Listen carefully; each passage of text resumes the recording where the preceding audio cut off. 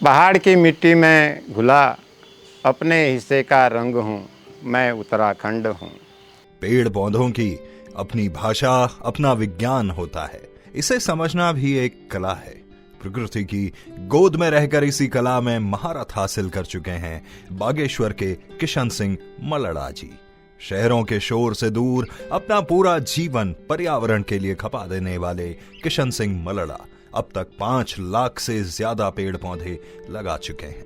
वृक्ष पुरुष कहलाने वाले देव की वाटिका के इस बागवान का जीवन एक मिसाल है। मैं उत्तराखंड हूँ, मैं उत्तराखंड हूँ। सबसे पहले तो बहुत बहुत स्वागत हमारे शो पे आने के लिए और धन्यवाद आपको। बहुत समय से इच्छा थी मिलने की आपसे, क्योंकि आपके लिए इतने सारे लोगों ने, जब हमने सोशल मीडिया के माध्यम से बताया कि हम एक ऐसा शो ला रहे हैं जो उत्तराखंड प्रदेश के वो नागरिक जो अपने हिस्से की हिस्सेदारी समाज को लेकर निभा रहे हैं, तो आप हमें बताइए। तो बहुत सारे लोगों ने बागेश्वर जनपद के आपके बारे में उसमें जिक्र किया, तो मैं आपको धन्यवाद दे रहा हूँ कि आप हमारे शो पे आए। बहुत बहुत स्वागत आपको जी। बहुत बहुत धन्यवाद। मैं आज की इस बातचीत को मलड़ा जी जो शुरू करना चाह रहा हूँ, कुछ दिनों पहले मैंने एक फेसबुक लाइव किया और उस लाइव में मैं ये कह रहा था कि आमतौर पे क्योंकि देहरादून में हमारा रेडियो स्टेशन है, तो वो एक शहर है जो एजुकेशन के लिए जाना जाता है। जब बच्चे अच्छे मार्क्स लाते हैं, उनकी कैंपस में प्लेसमेंट होती है, कैंपस से कंपनीज में, तो हम हमेशा बड़े बड़े होर्डिंग वो कॉलेज वाले लगाते हैं कि हमारे स्टूडेंट को 50 लाख का पैकेज मिल गया, 1 करोड़ का मिल गया, अखबारों में भी वो आता है। मेरा ही मानना है कि वो अच्छी चीज है, लेकिन वो बच्चे क्या होते हैं, वो एक्सपोर्ट हो जाते हैं, मतलब देश दुनिया में चले जाते हैं। मैंने कहा अगर हर व्यक्ति अपने शहर, अपनी जमीन को छोड़ के बाहर ही निकल जाएगा, तो ये समाज के काम कौन करेगा? और जो कार्य आप कर रहे हैं वो मुझे लगता है कि वो समाज का काम है। मैं आपसे जानना चाहता हूँ कि इसकी शुरुआत कैसे हुई? कहीं किसी को देखा या खुद ख्याल आया, क्या हुआ, शुरुआत कैसे हुई? धन्यवाद काव्य जी आपको, आप देव के लघु वाटिका में आए, इसके लिए मैं हृदय से आभार और धन्यवाद करूंगा। और सभी दर्शकों को मेरा नमस्कार पहला। वैसे तो हम जिस माहौल में रहते हैं, हमारे चारों ओर बिल्कुल प्रकृति हमेशा हरी भरी रहती है जी। ये हमने जब से होश संभाला तब से अपने चारों तरफ देखा और ये भी महसूस किया कि यहाँ की जो हमारा जो रोजगार था, हमारी जो खेती थी, हमारी जो पशुधन यहाँ पर था, तो इतना ज़्यादा था कि उसके लिए चारे पत्ती की काफ़ी आवश्यकता पड़ती थी जी। और कुछ समय ऐसा आया, लोग इस टाइप से लापरवाह टाइप के हुए, उनके जो पारंपरिक वन थे उसमें चीड़ का आक्रमण हुआ, उस पर किसी का ध्यान नहीं गया और चारे पत्ती की बहुत कमी हुई। तो हर गांव वाले बहुत दूर दूर तक जंगलों में चारा पत्ती के लिए जाते थे। तो हमारे गांव से भी महिलाएं दूर दूर तक जाती थी, पुरुष भी जाते थे। तो कभी कभी तो ऐसा होता था कि उनकी घर वापसी भी संभव नहीं थी, रास्ते में हाथ से ऐसे आपदाएं आ जाती थी। तो उस पर मेरा विचार बार बार जाता था और मन सोचता था कि ये चीज़ अगर हमारे नज़दीक है तो बढ़िया रहता। लेकिन इससे पहले भी मैं जब 3-4 साल का अपनी माताजी के साथ नैनीहाल गया, तो वहाँ जैसे आज चिड़ियाँ बस रही हैं, तो कुछ ऐसी पक्षियाँ बोल रही थी, तो मैंने जिद की कि मुझे भी पक्षी पकड़ के ला दो। तो उस समय माताजी ने मुझे समझाया कि मंदिर में जाएंगे, वहाँ पूरियाँ इनको देंगे, तब बुला के पकड़ेंगे। 1-8 माइल चलने के बाद मैं मंदिर पहुँचा, तो वहाँ फिर मैंने अपनी जिद पकड़ी। तो वहाँ काफ़ी समझाने के बाद जब नहीं माना, तो तब मेरी ईजा ने एक शब्द कहा, तो हम कशिक रोल, हम तो पातो है ना भाई। अच्छा। हम अपना पातो बड़ून पजे तो उनको हम। तो ये बात मेरे मन में तब से रही और घर आने के बाद भी मुझे कुछ ऐसा रफत लगा कि पातो बनाओ, पातो बनाओ। तो ईजा ने कई जगह मिहल, तिमल और आम की गुठलियाँ इस टाइप से लगवाई। फिर समय बढ़ता गया, मैं उस बात को भूल गया और जब भी पौधरोपण कहीं पर भी होता है या कोई कार्यक्रम होता है या गांव घर में लगाना होता है या अगल बगल से कहीं से उखाड़ के दूसरी जगह ट्रांसफ़र करना होता है, वो मैं करता रहता था। लेकिन सन 1984 में हमारे मंडल शेरे में जो प्रसिद्ध पीपल का पौधा था जी, मंडल शेरे का पीपल, उसमें यही अक्टूबर के महीने में 30 अक्टूबर को खेतों में किसानों द्वारा आग लगाने से आग लग गई, क्योंकि उसकी 2 शाखाएं नीचे गिरी थी जी। और उसकी आग रात भर फैलती रही। 31 तारीख को सुबह लोगों ने देखा कि अक्टूबर में उसमें धुआं ही धुआं चारों शाखाओं से। तो मैं उस समय घर से गया, वहाँ दोनों गूलों में काफ़ी पानी चलता था, काफ़ी भिगाया, लेकिन बाहर से वो बुझ जाता था। फिर पुनः जलते रहे। जी। तो मैं 4 बार भाई साहब उसमें गया, हम्म। लेकिन वो बच नहीं पाया। लेकिन मैं जब चौथी बार घर आया तो मुझे माता जी ने कहा, बस लाल मूंग बड़े भी रो के बिजली बुझाई छो, हाँ, और कोई ना लगा।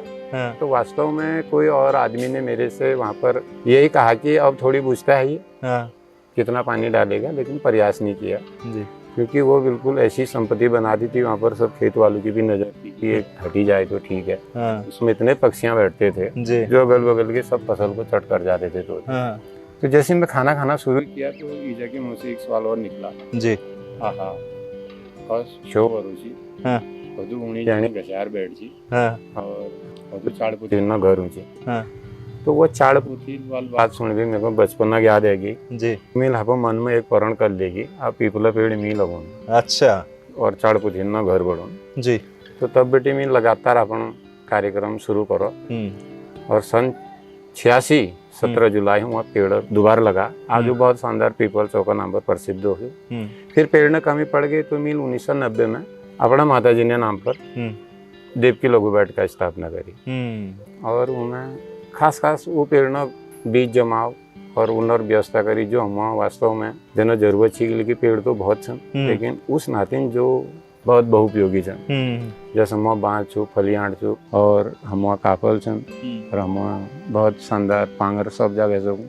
हम रिंगाल छो, हम बाँस क्या लगा सकता तुम, हम आम होनी ला बहुत जाग छू, हम दाढ़ी में खेत छू तो बहुत बढ़िया अनार है सकूँ, दाढ़ी में सकूँ। और अखरोट हम कई जगह ऐसे जहाँ पेड़ तो सब जगह जानी, लेकिन कई जगह ऐसे जहाँ 2 और 3 एदगे लागनी, एकला ना लागन, मतलब 2 और 3 एदगे लागनी। इसलिए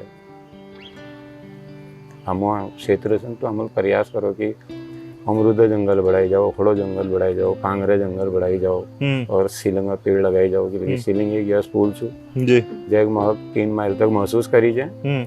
और बाकायदा बिजनेस के हिसाब से हम व्यवसाय लें तो वीक बहुत बल एसेंसी निकाल सकते, जूस जैम और केले, मतलब चाइना में तो वीक वाइन लो बनू तो बहुत विशेष वीक हो छू, और सबसे सघन वीक छाया छू। और जो जल स्रोत में सीलिंग हो वो पानी को बिल्कुल सीलिंग त्रिवेणी ला कही जाए तो बिल्कुल एंटीबायोटिक टाइप विशुद्ध पानी छो। हमारे देखने वाले लोग जितने इस वक्त इस वीडियो को देख रहे होंगे जब हम रिकॉर्ड कर रहे हैं, क्योंकि ये शाम का वक्त है, और जो आपको साउंड आ रही है वो साउंड इसलिए आ रही है क्योंकि भाई वाटिका है, बहुत सारी पक्षियाँ है ना। वो एक बड़ा कमाल लिखा था कि जाने तेरे शहर का क्या इरादा है, यहाँ आसमान कम और परिंदे ज़्यादा हैं।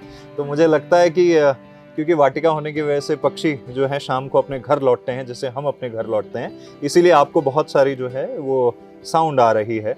और मच्छर भी हैं, स्वाभाविक तौर पे पहाड़ों में होते ही हैं। आगे अगर मैं बढ़ूँ, हमारे यहाँ ही माना जाता है, जब हम शिक्षा की भी बात करें, लोग ये कहते हैं कि देखिए एक शिक्षा समाज के लिए लेनी अलग बात है, लेकिन विद्यालय जब भेजते हैं या कॉलेज भेजते हैं, आदमी ये पूछता है कि इसमें रोजगार क्या है, वो उस नज़र से देखता है। मैं आपसे ये जानना चाहता हूँ, जो नई पीढ़ी है या जितने भी लोग इस वक्त आपको देख रहे होंगे, कि जब हम इस तरह से पौधारोपण करते हैं, वाटिका बनाते हैं, फॉरेस्ट डेवलप करते हैं, कहीं ना कहीं आपने तो ठीक है उस ज़माने में इनिशिएटिव लिया जब चीज़ें कमर्शियलाइज नहीं थी। आज अगर कोई बच्चा अपने घर में कहे कि मैं ऐसा कुछ करना चाह रहा हूँ, तो हो सकता है उसके माँ बाप ये पूछेंगे, अरे इसमें तुम रोज़गार क्या है, इसमें ये पेड़ लगाना क्या वो है। मैं आपसे पूछना चाह रहा हूँ, क्या उसका कोई ऐसा एस्पेक्ट भी है जो आप दुनिया को बताना चाहें, लोगों को बताना चाहें कि हाँ ये आपके रोज़गार का भी जरिया बन सकता है? जो बेरोजगारी की बात आती है, अक्सर हम कुछ रोजगार करना भी नहीं चाहते, हाँ, और अपने को बेरोजगार कहलाना सम्मानजनक बात समझते हैं। और जगह तो बेरोजगारी हो सकती है, लेकिन हमारे पहाड़ का जो भूभाग है, जिसके पास जमीन है जी, वो तो आसानी से मतलब अपना रोजगार स्थापित कर सकता है। जैसे हम पांगर के वन बना लें, काफल के जंगल बना लें, आम के बगीचे लगा लें, लीची का बगीचा लगा लें। अगर मुगा रेशम को हम अपनाएं जिस प्रकार से, तो इस बार हमने प्रैक्टिकल के तौर पर अपनी वाटिका में मुगा रेशम की 2 फसलें ली। फर्स्ट बार तो उसका जो अंडा है आसाम से मंगाया, और दूसरी बार हमने खुद तितली यहाँ पर पैदा करके उसके कोकून तैयार करी। अच्छा। तो 4,500 कोकून तैयार हुई। तो करीब हमारे पास 350 पौधे एक सिस्टम से उसमें लगा रखे हैं जी। तो जब 2012 से हम उसमें काम कर रहे थे मुगा रेशम पे, तो 2022 में उत्तराखंड मुगा बोर्ड द्वारा उसमें अंडे ड्रॉप किए गए हमारे कई बार कहने के उपरांत। और करीब 7-8 लोगों ने उसे अपनाया भी। तो इस सत्र में 2022 में 7 जगह मुगा रेशम पर बागेश्वर में ट्रायल पूर्णतः सफल रहा। जो पहाड़ के फलों की और रोजगार की जो हमारी बात आई थी, हमारे यहाँ बहुत अच्छी नाशपाती हो सकती है। हम बाहर से विदेश से सेब मंगा के यहाँ हाइब्रिड वो कर रहे हैं, उसमें बहुत ज़्यादा दवाओं का छिड़काव कर रहे हैं। जो हमारे वहाँ का नेचुरल आंवला था प्राकृतिक रूप से, हम उसे हटा के हाइब्रिड आंवला ला रहे हैं। जबकि हमने ऐसे पेड़ बना दिए, जब तक आप दवा का छिड़काव नहीं करोगे आपका हाइब्रिड आंवला नहीं होगा। तो उसको छोड़ के हम प्राकृतिक रूप से करें। हमारे यहाँ घिंगारू होता है, मेल होता है, उसमें हम नाशपाती की कटिंग करें। और जितनी एरिया, जितनी ठंड जिस एरिया में है, वहाँ हम मेहल में और जो घिंगारू का हमारा पौधा होता है उसमें हम नाशपाती ट्रायल करते रहे। तो हमारे एक तो फॉरेस्ट और जंगल में, वन पंचायत में, कहीं भी लोगों के खेतों में, अपने मांगों में हमारे अपने वन बनेंगे, नाशपाती भी होगा, सेब भी होगा, ईसालू, किलमोड़ी, सारी चीज़ें होंगी। बाकायदा हम जो मुगा रेशम पर अपना काम करें, तो मुगा रेशम तो सफल रहा ही जी। तो भविष्य में बहुत अच्छा रोजगार यहाँ के लिए देगा। और मुगा रेशम सब रेशम में इसलिए भी अच्छा है, बाकी हमें काट के देना पड़ता है। और मुगा रेशम में पेड़ में ही आपको सारा प्रोडक्शन लेना पड़ता है और उसमें पर्यावरण का कोई नुकसान नहीं। साल में हम 4 से 5 फसल उसमें ले सकते हैं, सिस्टम से चले जी। अगर हम अपनी खेतों में उसको कर रहे हैं, जिसमें हम धान गेहूँ लगाते हैं, अगर उसमें हमारी सिंचाई की व्यवस्था नहीं है, पानी की कमी है, अगर हम उस खेतों में उनमें कर रहे हैं, तो हम उसमें 8-10 ऐसी फसलें हैं, जैसे हमने किलमोड़ी की किनारों में वो लगा सकते हैं, रोजमेरी उसमें लगा सकते हैं, ब्राह्मी उसमें लगा सकते हैं, एलोवेरा की हम उसमें लगवा सकते हैं, लेमन ग्रास हम उसमें लगा सकते हैं, कपूर कचरी बन हल्दी उसमें लगा सकते हैं, हल्दी अदरक उसमें हम लगा सकते हैं। ये सारे 10 की 10 फसलें मैंने उसमें प्रैक्टिकली 1 बीघा में बना रखा है। उसे कई लोगों ने कोरोना काल में देखा भी और समझा भी। कई लोग पर्यावरण से जुड़े भी, उन्होंने अपनी नर्सरी कर ली। मैं तो निःशुल्क इस कार्य को करता हूँ, क्योंकि शुरुआत से ही वो काम कर रखा है, तो अब मैं उसको पेमेंट नहीं ले सकता, क्योंकि मेरे लिए वो मेरे माता पिता, मेरे छोटे भाई बहन, बड़े भाई बहन हैं, मेरे रिश्तेदार हैं, इसलिए पेड़ों का कोई सौदा नहीं हो सकता। वो जहाँ भी जाए तो मैं यही कहता हूँ, इनकी आप सुरक्षा करें, बाकी कुछ नहीं। तो हमने जहाँ भी पहुँचे वहाँ पर प्रयास किया कि संयुक्त फॉरेस्ट बने। और चीड़ के वन के बीच में भी मैंने शहीद शांति वन बना रखा है, जिसका निरीक्षण हमारे उत्तर प्रदेश के उसमें प्रमुख वन संरक्षक थे डॉक्टर ईश्वरी दत्त पांडे जी, उनका विजिट हुआ है। जीवन सिंह मेहता जी हमारे डॉक्टर साहब विद्वान जो थे, वो सिल्वीकल्चरिस्ट थे स्टेट के, उनका विजिट उसमें हुआ है। तत्कालीन प्रमुख वन संरक्षक डॉक्टर RBS रावत जी, उनका विजिट वहाँ पर हुआ है। उन्होंने जो पुनर्जीवित जल स्रोत था उसको देख रहे थे, क्योंकि जो हमारा धारा था उसमें लाइन लगी रहती थी, रोज झगड़ा होता था। और जिसके एरिया में वो नौला था, हम लोग जाते थे तो नौले से कंटर बाल्टियाँ हटानी पड़ती थी, क्योंकि उनका एकाधिकार है, उनका वेयर सबसे पहले आता था। लेकिन आज कंडीशन ऐसी नहीं, उससे उन लोगों को इतना फ़ायदा है, टैंकी बन गई और उसका विकास हो गया, पूरा पानी उनकी सिंचाई चल रही है, बहुत अच्छा उनका वो चल रहा है। और वाटर लेवल उसकी माप कराई 2-3 बार, बढ़ रहा है, कई अधिकारियों ने उसका विजिट किया। दूसरा जो हमने भुरचिनिया में, अब तो न्यायालय परिसर बन गया, उसमें 10,000 ऐसे पौधे हैं, वहाँ पर 2004 से लगातार पानी बढ़ रहा है। उससे मुझे ये अनुभव हुआ कि हम कहते हैं कि गंगा के पानी का आखिर रूप कैसा है। यदि आप संयुक्त फॉरेस्ट बनाओगे, एकदम उसमें हरियाली आएगी, तो जरूर आपको 5-10 साल में यहाँ का भूभाग ऐसा है, गंगा मैया अपने दर्शन जरूर देगी, आपको हरिद्वार गंदी करने की कोई जरूरत नहीं जी। तो हम तो आज कंडीशन ऐसी बैठे हैं, हम घर के ना घाट के क्यों बने। घाट तो ऐसा शब्द है जहाँ पहुंचकर घर वापसी नहीं होती। अब मैं घाट में ही अड्डा बना के मैं प्रचार करूं, मैं पर्यावरण बचा लूं, मैं दुनिया को बचा लूंगा, ये असंभव बातें हैं। संजीवनी बनती नहीं, बनाई जाती है और मिलेगी जरूर। ये अभी तो संजीवनी हमें मिल रही, तभी तो हम जीवित हैं। जो ये पेड़ पौधे, इनका स्वभाव ऐसा है कि बिना मांगे सब दे देते हैं। प्रकृति ही जीवन जगत जननी है, बिन मांगे जो दे दे वो सिर्फ प्रकृति है। इस भाव को अगर पर्यावरण प्रेमी समझ जाएं, हम जो पर्यावरण पढ़ रहे हैं, जिसकी शिक्षा इतने बहुत ज़्यादा खर्च करके दे रहे हैं, धरातल को उस स्टूडेंट्स, उस डॉक्टर को रखिए, तो वहाँ पर बात दूसरी आ जाती है। क्योंकि यहाँ पर 1-2 दशक से पंतनगर के और पतंजलि के, गुरु राम राय यूनिवर्सिटी के और यूकोसिटी के, अच्छा कलकत्ता सिटी यूनिवर्सिटी के, बेंगलोर IT के, अच्छा रुड़की IT के, नेपाल के, वियतनाम के, आपके बुरमुड अमेरिका और याल यूनिवर्सिटी USA और जापान कोइटो यूनिवर्सिटी, लिथुआनिया की, यहाँ पर रिसर्चर पहुँचे। क्या बात। तो उन्होंने जो जैव विविधता देखी, तो जापान वालों ने तो कहा कि जस्ट लाइक जापान। आज मैं जायका की बात करता हूँ, करोड़ों रुपया फूंक दे रहा हूँ, मुझे एक वन दिखाइए। करेक्ट। मैंने 12 शांति वन बनाए हैं, आप विजिट करो ना। आज तो आपके हर साल की प्रोग्राम मेरे शांति वन में होता है, बसर तो मेरे इलाके में नहीं है, मेरे घर में नहीं है, मतलब फॉरेस्ट के अंदर है। शुरू में मैंने उसमें कब्जा किया, जबरन पेड़ लगाने शुरू किए। फिर अच्छे लोग अधिकारी आए, डॉक्टर धर्म सिंह मीणा जी आए डीपो, और आरसी शर्मा जी आए, और सिंह साहब आए, तो अध्याय जी आए, तो उन्होंने धरातल पर काम भी किया। हमारे जो मुख्यमंत्री माननीय प्रकाश पंत जी हो गए, उनके नाम से फॉरेस्ट यहाँ पर बना है, क्योंकि हमने पहले से उसमें टेम्परेरी बनाया था, फिर बाद में सरकारी बजट बना। तो नक्षत्र वाटिका बागेश्वर आज बहुत पर्यटक उसमें आ रहा, 75 प्रजाति आपको देखने को मिल जा रही। दूसरा शांति वन 15 हेक्टेयर हमने 15 करोड़ रोड में बना रखा है। उस समय एमबी सिंह साहब थे, तो 12,000 पौधे एक साथ लगे हैं, तो आज करीब 5,000 सुरक्षित है। अच्छा खासा बांस हो रहा।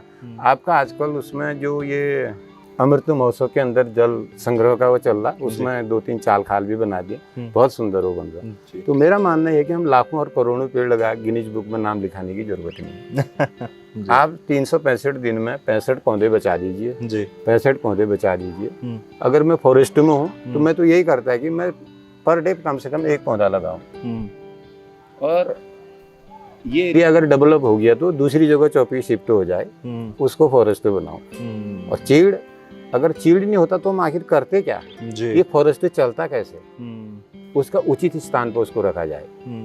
हमारे यहाँ उत्तरी और दक्षिणी ढाल है, मैं मानता हूँ कि दक्षिणी ढाल काफी कठोर भी है और तेज धूप है, तो वहाँ चीड़ पूरी फसल उसकी ली जाए, अच्छा खासा रीजन होगा, और पूरा उसका दार जो हम कहते हैं बहुत सॉलिड रेसा होगा, बहुत अच्छी ग्रोथ होगी उसमें। और जो ठंडी एरिया का चीड़ है उसे हम हटाने का प्रयास करें धीरे धीरे, तो हमारे संयुक्त वन बनेंगे, हमारे जल स्रोत पुनर्जीवित रहेंगे। ये सबसे बड़ी बात है। जल को लेके लगातार बात हो रही है, रेन वाटर हार्वेस्टिंग को लेके आपके क्या ख्यालात हैं? क्योंकि हम अक्सर पहाड़ों में कहते हैं कि पानी नहीं है, पानी नहीं है, जबकि बारिश इतनी होती है।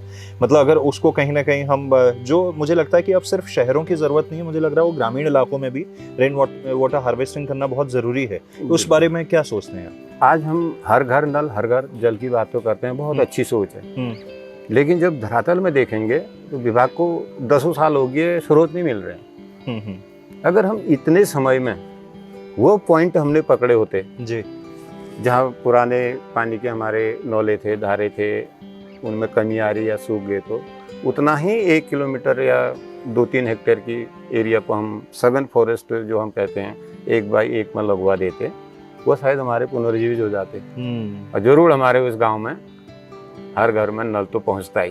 तो अभी भी समय है, हम इतना करें और प्रयास करें कि हमें ग्रेविटी वाटर मिले। अब यहाँ हैंडपम्प, इसी जो आप बैठे हैं, कम से कम 100 हैंडपम्प हैं इस क्षेत्र में, लोगों ने वो व्यवस्था कर रखी है, क्योंकि सीधा पानी तो आ नहीं रहा।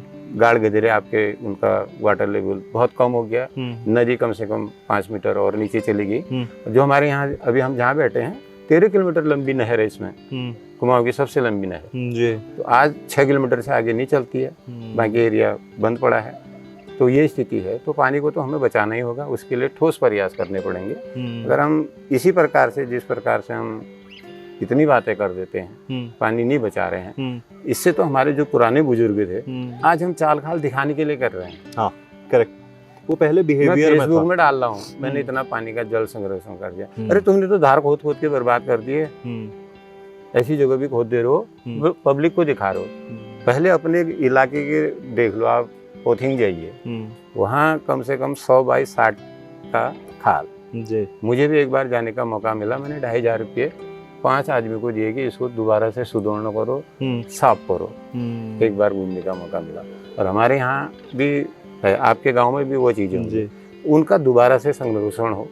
और ठीक जिस प्रकार से हमारे जो जंगलों में हम जंगली जानवरों की फसलों पर बात कर लेते हैं, और जो हमारा मुक्त गौवंश है उसकी हमारे पास कोई समस्या नहीं। हम सरकार से भी आवेदन करते हैं कि हमें गौ संरक्षण के लिए, गौसदन के लिए आप बजट आवंटन करिए जी। लेकिन मुझे ये बताइए, और उसके बाद हम फिर उसके लिए बजट मांगते हैं। मैंने 2010 से 2016 तक लगातार सरकार को ये एक आवेदन दिया कि मुझे गौसदन के लिए 50-60 हेक्टेयर भूमि कहीं पर दे दी जाए, मैं उसमें संयुक्त फॉरेस्ट बनाऊंगा।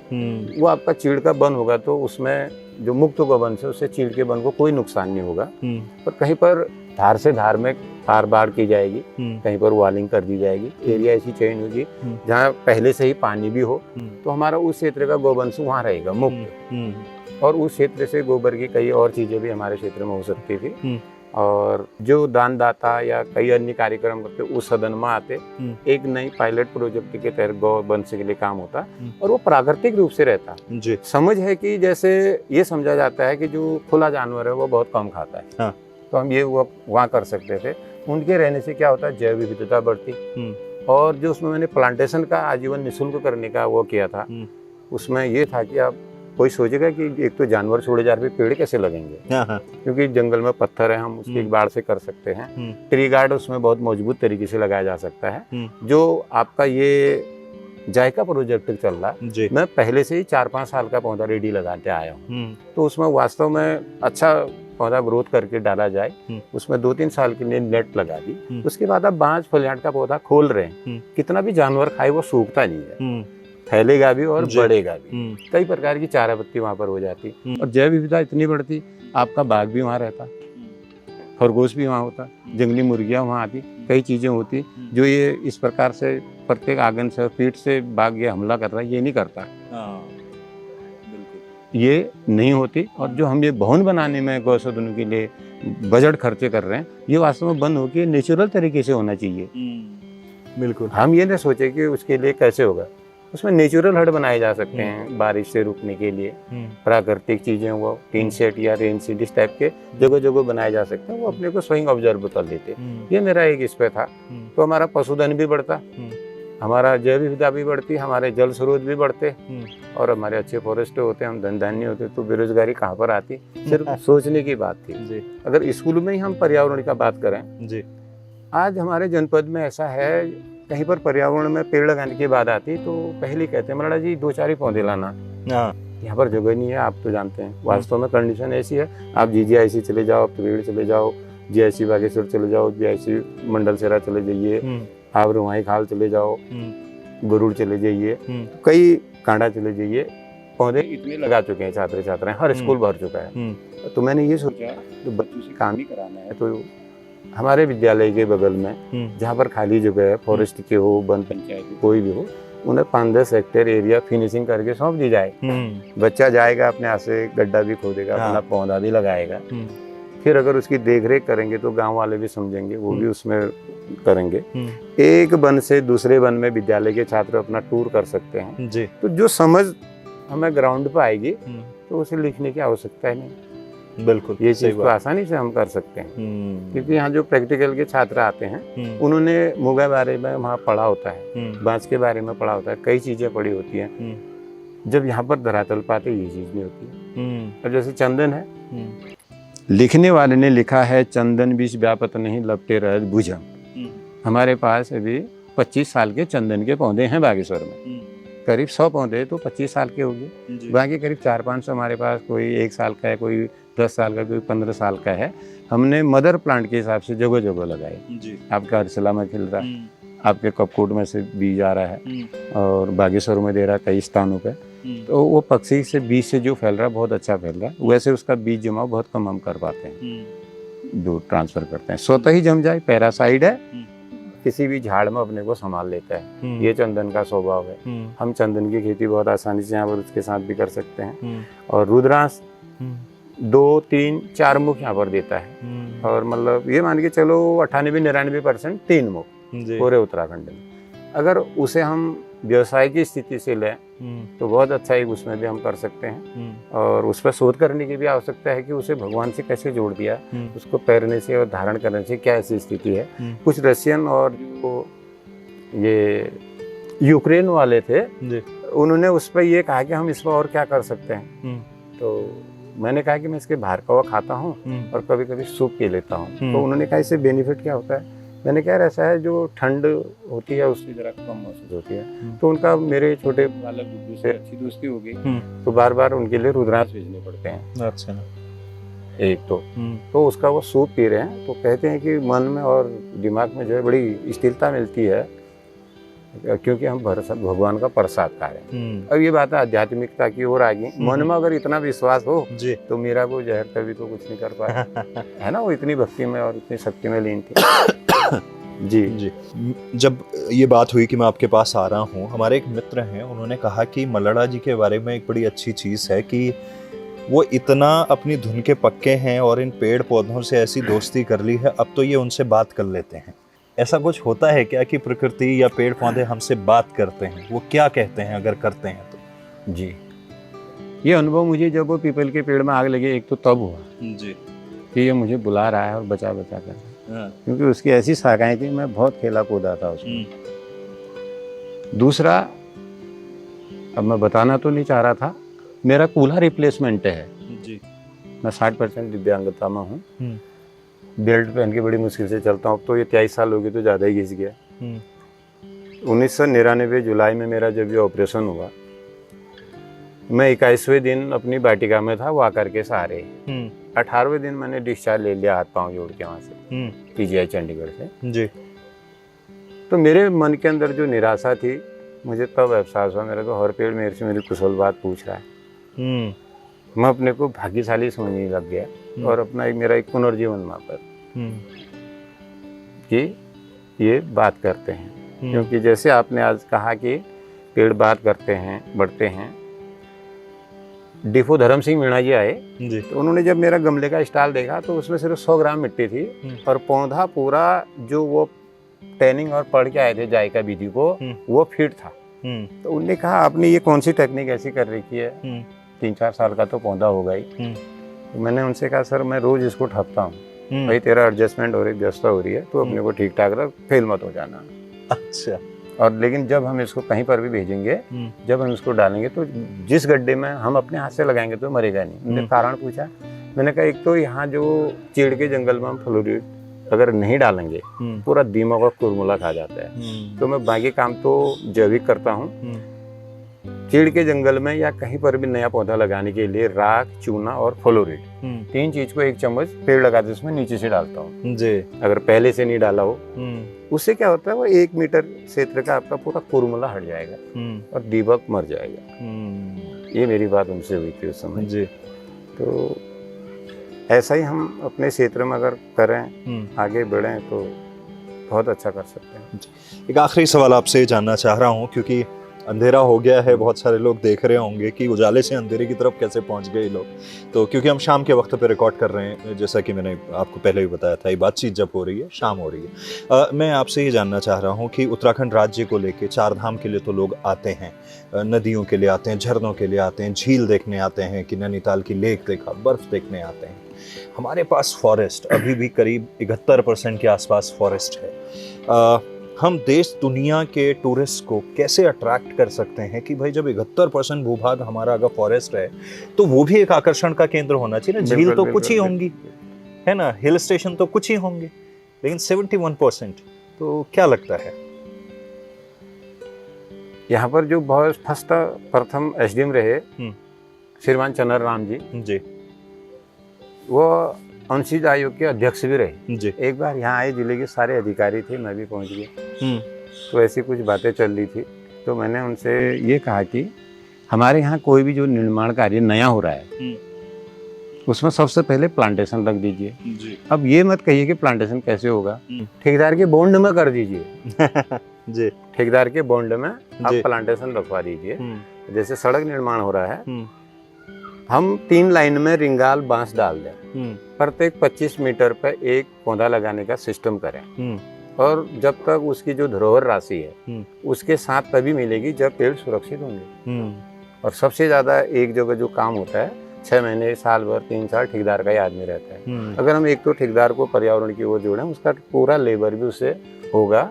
और ये बात चंद्रराम जी को अच्छी लगी, उन्होंने तुरंत एक्शन साहब से कहा, साहब कैसे होगा? उन्होंने कहा ये तो फॉरेस्टर का काम है। तो मैंने उनसे कहा आपके पास हरी जो पेन है ना, इसको आप तभी चलाना जब आपके वहाँ पेड़ दिखेंगे, पेड़ नहीं होंगे तो नहीं होगा जी। तो हम अपने टूरिस्टों को अपने पर्यावरण के साथ साथ अपने जो रोड मार्ग है अपने उसको इतना सुरक्षित कर सकते थे बांस रिंगाल लगा के क्योंकि कई जगह मैंने लगा रखा है, कोई क्षेत्र ऐसा नहीं जहाँ रिंगाल बांस नहीं हो जाता। इतनी ये जो करोड़ों रुपए की फिनिशिंग करनी, एक तो इसकी आवश्यकता नहीं पड़ती, बिल्कुल, और हमारी जैव विविधता स्वतः बढ़ जाती। और जो मैंने पहले कहा, जो हमारे वहाँ के नेचुरल फॉरेस्ट हैं, हम काफल की बात कर रहे हैं, अब नेपाली आके हमारे वहाँ काफल तोड़ रहा, फिर बिहारी उसको बेचता है, और हमारा आदमी खाली दलाली कर रहा है कि हमारे गांव के जंगल हैं, दैट्स ऑल। उसके नाब खेत में तो किसी के काफल के पौधे ही नहीं, खाली गाना गा रहे बेड़ू बागो बारह मासा काफल पैको चाहता है। हम तो बहुत पहले से बेड़ू के पौधे लगा रहे हैं। वो आज तो माने हमारे जो प्रधानमंत्री जी हैं वो भी उसकी बात कर रहे हैं जी। तो बहुत अच्छा है वो, जिससे बिल्कुल हमारा राष्ट्रीय लेवल का गाना जो आन बान शान है हमारी, उसकी फसल भी हम कर सकते हैं। वो तो बेड़ू का बारे में तो एक ही फसल नहीं, उसका चोप ही इतना काम रखता है। हमारे वहाँ जो कुमरी कांटा लग जाता था वो बलसी की तरह उल्टा है, हाँ। जितना छेड़ेंगे अंदर जाएगा, तो उसमें बेड़ू का ही तो चोप जाता था। और एक किस्सा भी है, अगर किसी को हमारे वहाँ डांटते थे या गाली देते थे, तेरा खन में बेड़ू चोप हरण जो कि नजर न लगे जी। तो इस टाइप का भी वो पौधा है। तो वास्तव में ऐसी चीजें होनी चाहिए और हम इनका संरक्षण करें तो बहुत अच्छा है।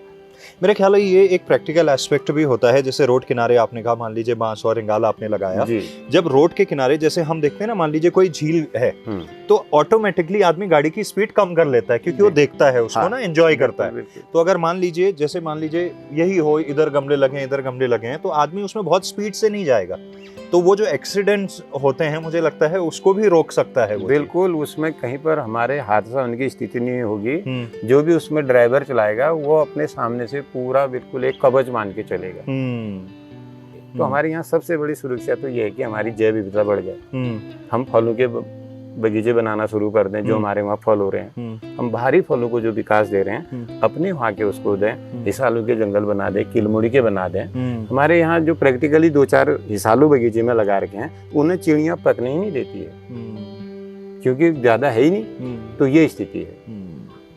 बहुत अच्छी बातचीत रही आपसे, और उम्मीद करेंगे अगली बार जब मिलेंगे तो और कुछ चीज़ों के ऊपर बातचीत होगी। ये हमारा एक प्रयास था कि हमारा ये शो है, इसका नाम है मैं उत्तराखंड हूँ, और ये टाइटल हमने इसलिए दिया क्योंकि हमें लगता है कि कोई भी समाज का निर्माण या एक राज्य का अच्छा निर्माण उसके नागरिक करते हैं, और उसके नागरिकों का अपना कंट्रीब्यूशन अपनी धरती के लिए होना बहुत ज़रूरी है।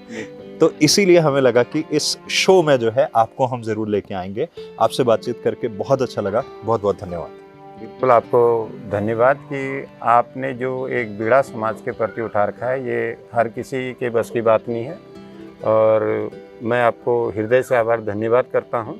और वैसे ही मैं जो पर्यावरण का जो मेरा काम है, मैं आम जनमानस से कहना चाहूँगा कि है सगनी मनोकामनापुर जुंगौन जब बोर्ड डाउ छन, संबंध है मांगना पड़ो बिनर मांगे देनी या बोर्ड डाउ छन।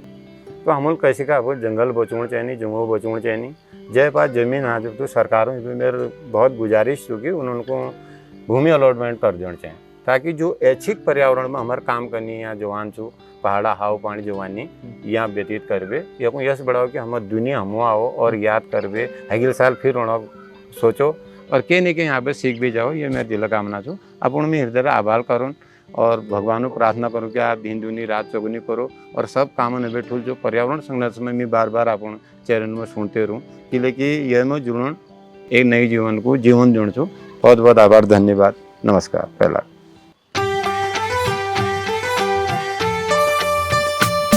हो जब तपता था क्रोध में सूरज, हवाओं ने मुख मोड़ लिया, कर आसमान को मुट्ठी में उम्मीद का बादल फोड़ दिया। उस वक्त के चक्र से निकला मैं एक कालखंड हूँ, मैं उत्तराखंड हूँ, मैं उत्तराखंड हूँ। पहाड़ की मिट्टी में घुला अपने हिस्से का रंग हूँ, मैं उत्तराखंड हूँ, मैं उत्तराखंड हूँ, मैं उत्तराखंड हूँ, मैं उत्तराखंड हूँ। सुनते रहिए रेडियो उत्तराखंड, हिल की धड़कन। Download the app now.